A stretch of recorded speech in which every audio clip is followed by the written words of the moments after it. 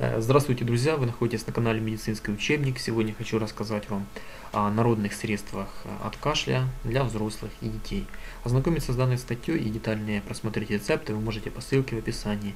Я же несколько рецептов вам расскажу, самых эффективных.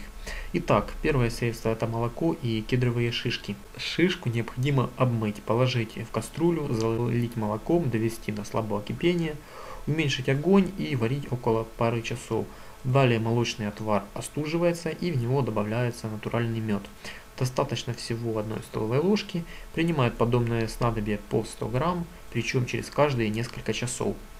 Второй народный рецепт – мед и редька. Крупную и чистую черную редьку необходимо измельчить любым доступным способом.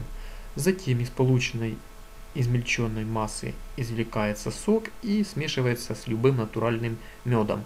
Употребляют полученную целительную смесь перед сном или перед едой. Доза приема по паре ложек столовых. Третье средство. Корень алтея. Необходимо вскипятить 2 стакана самой обычной воды, добавить в нее 2 ложки столовые измельченного корневища и прокипятить все еще минут 15. Затем отвару дают остыть естественным образом, а потом содержимое следует обязательно процедить. Пьют отвар 4 раза в день, непременно после еды и по половинке стакана. Также, друзья, на сайте вы можете просмотреть самостоятельно средства от кашля: листья подорожника, смеси различных трав, народный рецепт при помощи инжира, пива и малины.